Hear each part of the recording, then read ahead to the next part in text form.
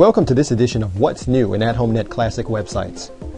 This video will cover enhancements for August 2011. We have a lot of great new things to announce, so let's get going. The first thing we want to do is log in as an administrator. So the first enhancement we'd like to talk about is to the eForms feature. Last month we allowed administrators to see graphable results on eForms. This month we have added the option for administrators to let their residents see these graphable results as well. Residents will only see these after they have completed their submission of a given eForm. And please note that residents will not see detailed response data for eForms. Let's click on Add to add a new eForm. Graphable results are only available to 1 vote per profile surveys. Once you check this box, you will see a prompt asking what security level should results be displayed for. Enter the preferred level of view security, and you're done. This option can be customized on each available eForm at the administrator's discretion. To see it in action, let's log in as a resident.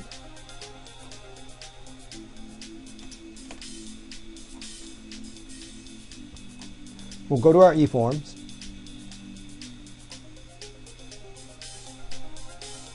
vote on the survey,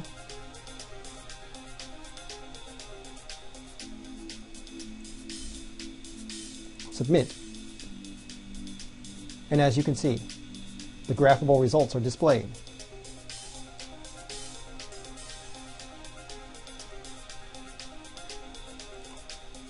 If I back out of this and go back to the same eForm, it immediately displays to me again the graphable results, because as a resident I can't vote on the survey twice. Let's talk about our next enhancement to the email bulletins feature. You now have the ability as an administrator to send an email to all who haven't filled out a particular eForm. In the drop-down list, select eForm. Then in the box below, you'll see a list of all available eForms. Select the particular eForm and send at your discretion. Our next new features and enhancement for this month are some new widgets we'd like to announce. We'll click on Edit Page, and let's add the first new widget. You'll now notice in the grid Classifieds, Documents, and Board Committee widgets have all been added. Let's start with our Classifieds widget. We'll select it and hit Next. As usual, you can customize the title. We'll go with Classified Ads. You have the option to click Favorited Classifieds, which you would do in the Classifieds feature. Premium only, meaning paid or sponsored ads. This would be a good opportunity for your public homepage to give prominent display to certain ads that you might want to have seen more than others. Select your number of items. We're going to go with 10 for our example. And we'll make them across all categories. However, if you want it to display only in a certain category, you would just select that category. Or you can choose multiple categories, such as just dry cleaning and heating and air conditioning ads. The choice is up to you. For our example, we'll include all ads. Under the widget style, you can choose List or List Small, which would be more of a one-column format. We're going to choose List. We'll click Apply.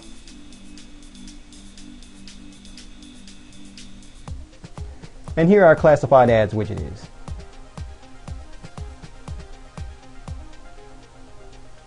Let's add our next widget, the Board Committee widget. We highlight it with a click and we select Next.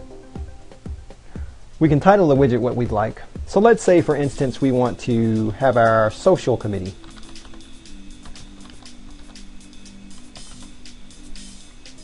Displayed on our private homepage. The choice is all yours, selecting out of the committees that you actually have on your website. We'll select Social Committee. We scroll down, and here we have our Social Committee. You may want to make sure in your Board Committee feature that each person has a photo and a term date, because the widget's going to pull from this information and display it under each member, should such information exist in your website. The length of this widget will be determined by the number of committee members you have. The social committee only has 3 members, as you can see, so it fits nicely on this page. Let's add our next widget.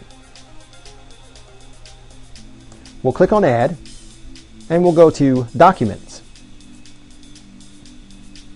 Click on Next. We'll title it Community Documents. You can check this box for favorites only. Top number of items, we'll select 6 for this example. Under the Sort By, you can sort by most popular, date, or by sequence. Sequence meaning you can go into the actual documents feature and customize the order of appearance for your documents. We'll go with date. Under the categories, you can choose a specific category, multiple categories, or all categories. The choice is yours. Under widget style, we're going to go with list smaller for more of a single column widget look.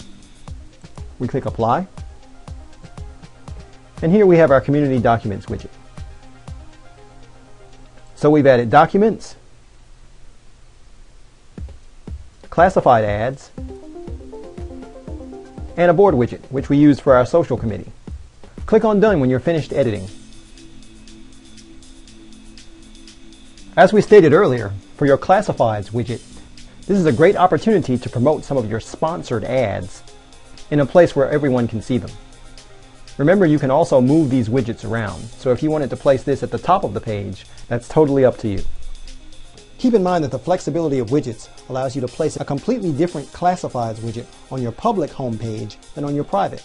So premium ads focused on site visitors could go on your public, and resident-focused ads could go on your private. While we're on the subject of widgets, there are over 95 new articles that have been added to the Instant Articles widget since last month. Lots of different categories to choose from, so be sure to check them out. We've also added a single column option for this widget under List Small.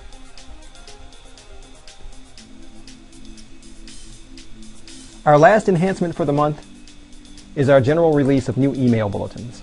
You'll find some great cool new designs here.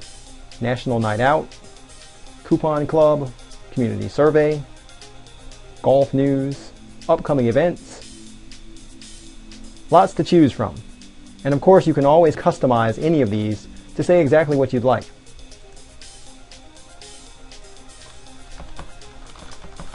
And remember, if you have any ideas for new email bulletin templates, be sure to send them our way. Well, that'll do it for our What's New video for August 2011. We'd like to thank you for your time and for your business. And remember, if you have ideas for new features and enhancements, send us an email at support@AtHomeNet.com. Thanks for watching, and we'll see you again next month. That concludes this month's edition of What's New. We'd like to thank all of our existing clients for your time and for your business.